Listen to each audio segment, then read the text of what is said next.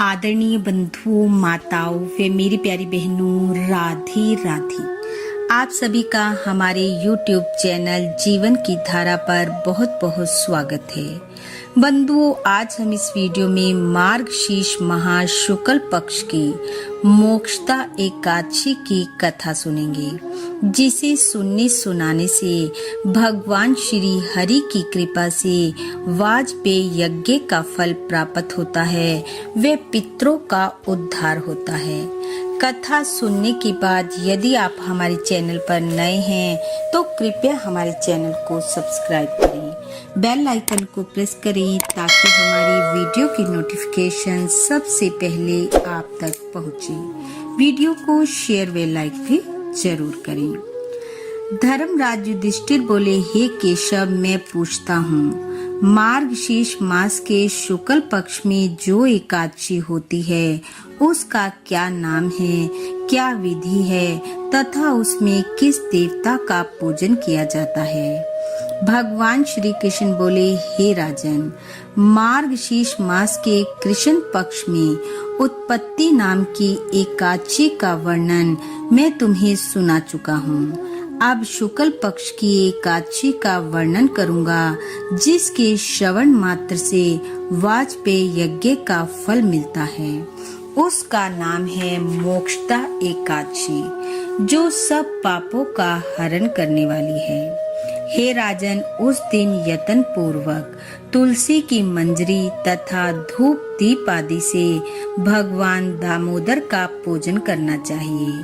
पूर्वोक्त विधि से ही दशमी और एकादशी के नियम का पालन करना उचित है। मोक्षदा एकादशी बड़े बड़े पातकों का नाश करने वाली है। उस दिन रात्रि में मेरी प्रसन्नता के लिए नृत्य, गीत और स्तुति के द्वारा जागरण करना चाहिए। जिसके पितृ पाप वश नीच योनि में पड़े हों, वे इसका पुण्य दान करने से मोक्ष को प्राप्त होते हैं। इसमें तनिक भी संदेह नहीं है। पूर्व काल की बात है, वैष्णवों से विभूषित परम रमणीय चंपक नगर में वे खानस नामक राजा रहते थे। वे अपनी प्रजा का पुत्र की भांति पालन करते थे। इस प्रकार राज्य करते हुए राजा ने एक दिन रात्रि को स्वप्न में अपने पितरों को नीच योनि में पड़ा हुआ देखा। उन सब को इस अवस्था में देखकर राजा के मन में बड़ा विस्मय हुआ और प्रातःकाल ब्राह्मणों से उन्होंने उस स्वप्न का सारा हाल कह सुनाया। राजा बोले, हे ब्राह्मण देवों, मैंने अपने पितरों को नरक में गिरा देखा है। वे बारंबार रोते हुए मुझसे यूं कह रहे थे कि तुम हमारे तनुज हो, इसलिए इस नरक समुद्र से हम लोगों का उद्धार करो। हे द्विजवरों, इस रूप में मुझे पितरों के दर्शन हुए हैं। इससे मुझे चैन नहीं मिलता। क्या करूं, कहाँ जाऊं? मेरा हृदय रूंधा जा रहा है।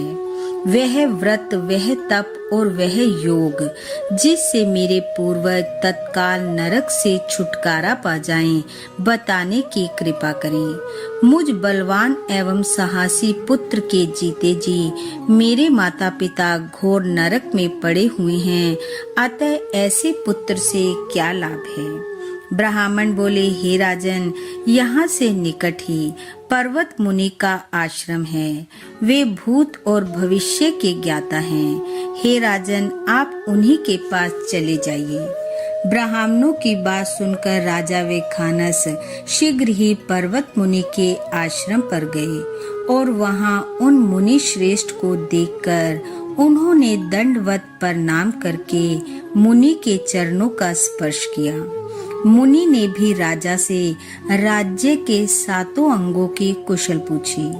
राजा बोले, हे मुनि श्रेष्ठ, आपकी कृपा से मेरे राज्य के सातों अंग सकुशल हैं, किंतु मैंने स्वप्न में देखा है कि मेरे पितृ नरक में पड़े हैं।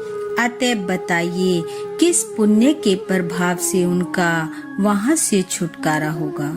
राजा की ये बात सुनकर मुनि श्रेष्ठ पर्वत एक मुहूर्त तक ध्यानस्थ रहे।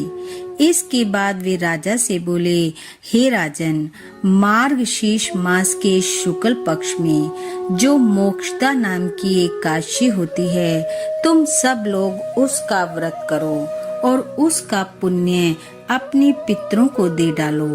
उस पुण्य के प्रभाव से उनका नरक से उद्धार हो जाएगा। भगवान श्री कृष्ण कहते हैं, हे युधिष्ठिर, मुनि की यह बात सुनकर राजा पुनः अपने घर लौट आए। जब उत्तम मार्गशीर्ष मास आया, तब राजा वेखानस ने मुनि के कथन अनुसार मोक्षदा एकादशी का व्रत करके उसका पुण्य समस्त पितरों सहित पिता को दे दिया।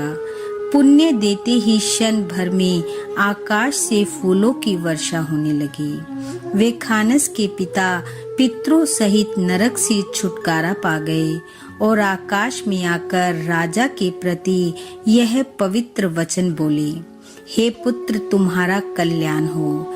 यह कहकर वे स्वर्ग में चले गए। हे राजन, जो इस प्रकार कल्याणमयी मोक्षदा एकादशी का व्रत करता है, उसके सब पाप नष्ट हो जाते हैं और मरने के बाद वह मोक्ष प्राप्त कर लेता है। यह मोक्षदा एकादशी मनुष्यों के लिए चिंतामणि के समान समस्त कामनाओं को पूर्ण करने वाली है। इसके महात्म्य को पढ़ने और सुनने से वाजपेयी यज्ञ का फल प्राप्त होता है, इसमें कोई संदेह नहीं है। बोलो विष्णु भगवान की जय। बंधु, भगवान श्री हरि की कृपा आप वे आपके परिवार पर सदैव बनी रहे। आपका घर आंगन खुशियों से महकता रहे।